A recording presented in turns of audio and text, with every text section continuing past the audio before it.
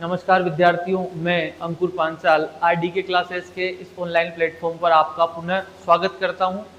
तो पिछली क्लास के अंतर्गत अपन बात कर रहे थे राजस्थान के जनजातीय आंदोलनों से संबंधित महत्वपूर्ण वैकल्पिक प्रश्नों की 10 प्रश्न अपन ने सोल्व कर लिए थे।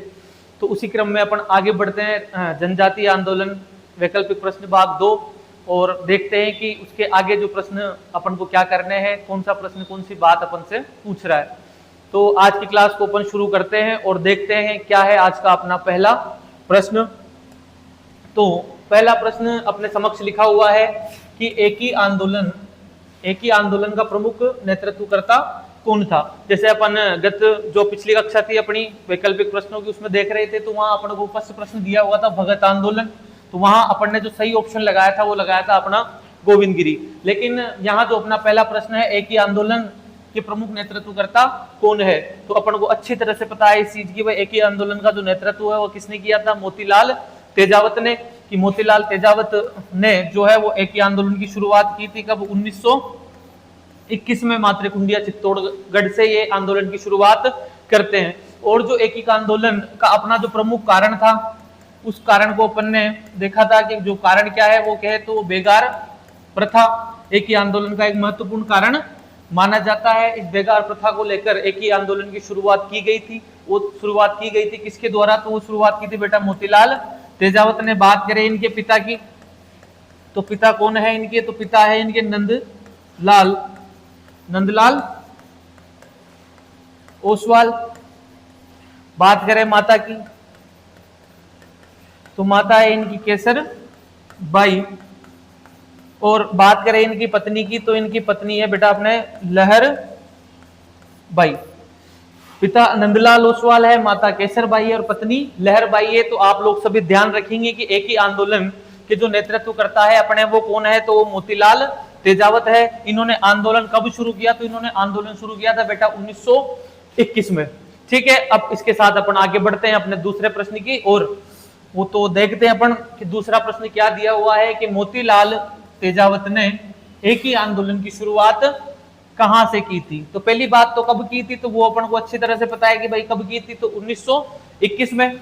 ठीक है, अब ऑप्शन देखते हैं अपन। पहला ऑप्शन दिया हुआ है इसने मानगढ़ पहाड़ी बांसवाड़ा में। तो पहली बात तो एक ही आंदोलन का कोई संबंध मानगढ़ पहाड़ी से नहीं है। मानगढ़ पहाड़ी जो हत्याकांड है वो है 1913 का। और ये किससे संबंधित था, तो बेटा ये था भगत आंदोलन से संबंधित था। ठीक है, तो ये अपना हो जाएगा बिल्कुल गलत। फिर बात करें अपन की कहां से शुरुआत की, तो कहां से करी थी उन्होंने शुरुआत, मातृकुंडिया चित्तौड़गढ़ से। तो सही ऑप्शन कौन सा हो जाएगा, मातृकुंडिया चित्तौड़गढ़। फिर बात करें तीसरा जो ऑप्शन दिया हुआ है झाड़ोल, तो यहां पर तो एक झाड़ोल जागीर है, इसमें वो कामदार के पद पर कार्यरत थे। ठीक है, और सिरोही अपना हो जाएगा इसमें बिल्कुल गलत। तो आपको सही और सटीक जवाब जो याद रखना है वो क्या याद रखना है, मातृकुंडिया चित्तौड़गढ़ से कौन से आंदोलन की शुरुआत होती है, एक ही आंदोलन की कब होती है, तो वो होती है 1921 में। ठीक है, बढ़ते हैं अपने अगले प्रश्न की तरफ। प्रश्न नंबर 3। तो प्रश्न नंबर 3 दिया हुआ है मेवाड़ की पुकार क्या था। ठीक है, मेवाड़ की पुकार क्या था। पहला ऑप्शन दे रखा है इसमें मोतीलाल तेजावत द्वारा रचित एक देशभक्ति गीत। तो ये बिल्कुल गलत जवाब है, गलत आंसर है बिल्कुल। फिर दूसरा दिया हुआ है इसने मेवाड़ प्रजामंडल का एक साप्ताहिक समाचार पत्र। तो इस प्रकार से कोई समाचार पत्र प्रकाशित ही उस समय नहीं हुआ था। अगला ऑप्शन दे रखा है मोतीलाल तेजावत द्वारा महाराणा को प्रस्तुत 21 सूत्रीय मांग पत्र। तो अपना जो सही जवाब है वो कौन सा हो जाएगा कि मोतीलाल तेजावत द्वारा मेवाड़ महाराणा को जो 21 सूत्रीय मांग पत्र भेजा गया था उसी को कौन सा नाम दिया गया था, मेवाड़ की पुकार। जिसे 21 सूत्रीय मांग पत्र महाराणा को भेजा और महाराणा ने कितनी मांगे जो है स्वीकार कर ली थी, तो बेटा वो थी 18 कि 21 में से 18 मांगों को महाराणा द्वारा क्या कर लिया गया था, स्वीकार कर लिया गया था। लेकिन जो पूर्ण मांगे स्वीकार न होने के कारण मोतीलाल तेजावत जो है वो एक ही आंदोलन को जारी रखते हैं। ठीक है, अब देखते हैं अपना अगला प्रश्न। तो अगला प्रश्न है कि निमड़ा हत्याकांड किस आंदोलन से संबंधित है। निमड़ा हत्याकांड किस आंदोलन से संबंधित है, तो फर्स्ट ऑप्शन दे रखा है बिजोलिया किसान आंदोलन। तो बिजोलिया किसान आंदोलन से कोई भी हत्याकांड संबंधित नहीं हो सकता, क्योंकि जितने भी अपने किसान आंदोलन है सभी अहिंसात्मक रहे हैं। किसी भी आंदोलन में अपन को हिंसा देखने को नहीं मिलती, जबकि जनजातीय आंदोलन में अपन को बहुत सारे हत्याकांड है, यानी कि अर्थात जो हिंसा अपन को देखने को मिल जाती है। तो निमड़ा हत्याकांड का जो संबंध है वो कौन से आंदोलन से है, तो वो एक ही आंदोलन से है। ठीक है, यहां पर मेजर सेटन के आदेशों पर गोलीबारी हुई और लगभग 1200 से अधिक बिल इस निमड़ा हत्याकांड के अंदर मारे जाते हैं। ठीक है, वही बात करें भगत आंदोलन की, तो भगत आंदोलन का जो संबंध कौन से हत्याकांड से, तो मानगढ़ हत्याकांड से, जो कब का है, तो बेटा वो है 1913 का, और वहां पर लगभग 1500 से ज्यादा की संख्या में लोग मारे जाते हैं। तो वहां पर भी गोलीबारी जो करवाई थी वो मेजर सेटन ने करवाई थी, और एक ही आंदोलन के अंतर्गत निमड़ा हत्याकांड जब होता है 1922 में, तो यहां भी गोलीबारी किसके द्वारा करवाई जाती है, तो मेजर सेटन के द्वारा ही गोलीबारी करवाई जाती है। तो 4 प्रश्न आपको अच्छी तरह समझ में आ गए होंगे। अब बढ़ते हैं अपन अगले प्रश्न की ओर। तो अगला प्रश्न दिया हुआ है अपने कि मोतीलाल तेजावत को आदिवासियों द्वारा किस उपनाम से जाना जाता था। अब वही मोतीलाल तेजावत जिनका संबंध अपन देख रहे हैं कौन से आंदोलन से, एक ही आंदोलन से। तो बापू के नाम से तो भाई उनको बिल्कुल भी नहीं पुकारते थे। ठीक, जननायक उनको बिल्कुल नहीं कहा गया, महात्मा उन्हें नहीं कहा गया। अब एक ऑप्शन बच रहा अपने पास स्पष्ट कि भाई जो मोतीलाल तेजावत है आदिवासियों द्वारा किस नाम से जाना जाता था, उन्हें किस उपनाम से जाना जाता था। तो वो जो अपना सटीक जवाब है वो कौन सा है, बाबूजी, कि जब अपन ऑफलाइन क्लास में पढ़ रहे थे मोतीलाल तेजावत को, उनके बारे में जब परिचय की बात कर रहे थे, तो नीचे अपन ने एक अलग से लिखा था कि भाई जो आदिवासियों द्वारा इन्हें किस नाम से संबोधित किया जाता था, इनका क्या उपनाम था। तो वहां स्पष्ट रूप से अपन ने लिखा था कि आदिवासियों द्वारा इन्हें बाबूजी नाम से बुलाया जाता था। आगे बात करते हैं अपन प्रश्न नंबर 6।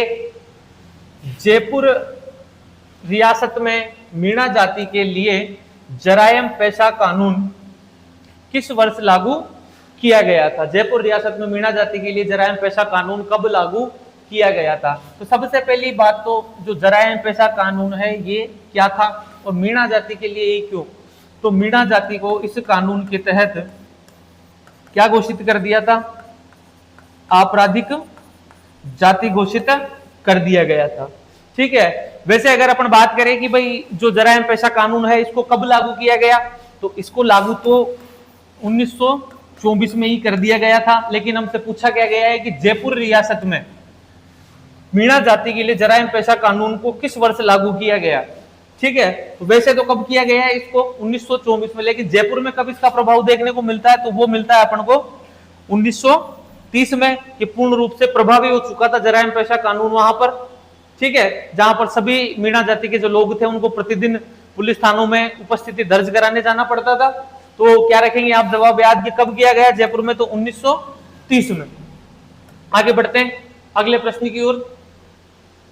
तो अगला प्रश्न दिया हुआ है, जरायम पेशा कानून के विरोध में मीणा क्षेत्रीय जरायम पेशा कानून के विरोध में मीणा क्षेत्रीय सभा की स्थापना किस वर्ष की गई। मीणा क्षेत्रीय सभा की स्थापना किस वर्ष की गई। तो जब जयपुर में अपन इसका प्रभाव कब देख रहे हैं 1930 में, तो वहां के लोगों द्वारा एक समिति बनाई जाती है और समिति का नाम दिया अपन को मीणा क्षेत्रीय सभा। और ये कब बनाई गई, इसकी स्थापना कब होती है, तो ये अपना सही जवाब हो जाएगा 1933 में। 23 अपना हो नहीं सकता, 44 हो नहीं सकता, 46 हो नहीं सकता। तो जो सही जवाब है अपना वो कौन सा हो जाएगा 1933 के। कौन सी सभा की स्थापना की गई, तो मीणा क्षेत्रीय सभा की स्थापना की गई। जो अपना सटीक जवाब है वो क्या ध्यान रखना है आपको 1933। अब बढ़ते हैं अपन अगले प्रश्न की ओर। तो अब देखते हैं अपन कि 8वां प्रश्न कौन सा रहने वाला है अपने, कि अप्रैल 1944 में नीम का थाना सीकर में आयोजित विशाल मीणा सम्मेलन की अध्यक्षता किसने की। ठीक है, अब इसमें पहला दिया हुआ है मुनि मगन सागर ठक्कर, बप्पा लक्ष्मी नारायण सरवाल और छोटू राम मीणा। तो अब 3 व्यक्तियों के नाम तो इसमें ऐसे दिए हुए हैं जो उसके क्या थे बेटा, सारे ये उसके थे सदस्य। ठीक है, अब एक ऑप्शन अपने पास एक और बच जाता है, वो कौन सा बचता है, मुनि मगन सागर। तो इन्होंने ही इस जो सम्मेलन है इसकी क्या की थी, अध्यक्षता की थी। ठीक है, तो विशाल मीणा सम्मेलन की अध्यक्षता किसने की, तो क्या ध्यान रखोगे आप लोग के मुनि मगन सागर ने। ठीक है, अब बढ़ते हैं अपन अगले प्रश्न की ओर। तो प्रश्न नंबर 9, कि जरायम पेशा कानून को पूर्ण रूप से किस वर्ष निरस्त किया गया। जरायम पेशा कानून को पूर्ण रूप से किस वर्ष निरस्त किया गया। ठीक है, 1946, 1947, 1950, 1952। तो निरस्त उस दिन किया गया जब एक व्यक्ति अपने लक्ष्मी नारायण जरवाल। जिस वर्ष इनको रिहा किया गया था उसी वर्ष जो जराइम पेशा कानून है इसको पूर्ण रूप से समाप्त कर दिया गया था। तो लक्ष्मी नारायण जरवाल को जो रिहा किया गया था वो किया था बेटा आपने 1952 में, और उसी के साथ जो जराइम पेशा कानून है इसको पूर्ण रूप से क्या कर दिया गया था, तो इसे पूर्ण रूप से समाप्त कर दिया गया था। अब बढ़ते हैं अपन अगले प्रश्न की ओर। प्रश्न नंबर 10 क्या है अपना प्रश्न नंबर 10 कि मीणा जाति के सुधार और जराइम पेशा कानून को रद्द करवाने में मुख्य भूमिका निभाने वाले मुनि मगन सागर ने किस ग्रंथ की रचना की। अब एक तो ये ध्यान रखना कि मुनि मगन सागर विशाल मीणा क्षेत्रीय जो सम्मेलन है उसकी अध्यक्षता करते हैं, और इनके द्वारा कौन से ग्रंथ की रचना की जाती है, तो मीणाओं का इतिहास तो बिल्कुल नहीं था, वंशावली मीणाओं की वो भी नहीं थी, क्षेत्रीय मीणा नहीं था। इन्होंने लिखा था क्या, मीणा पुराण। तो किसके द्वारा लिखा गया था मीणा पुराण, तो मुनि मगन सागर के द्वारा। और जो सही जवाब रहने वाला है अपना वो कौन सा रहने वाला है, मुनि मगन सागर ने कौन सा ग्रंथ लिखा, तो मीणा पुराण। तो उम्मीद है आप सभी लोगों को क्लास अच्छी लगी होगी। 10 प्रश्न और अपन ने उसमें ऐड कर लिए हैं, वैकल्पिक प्रश्न भाग 2। तो आप इनको पढ़ें, समझें, और जो भी डाउट आता हो कमेंट के माध्यम से हमें साझा करें। धन्यवाद, मिलते हैं अगली क्लास में।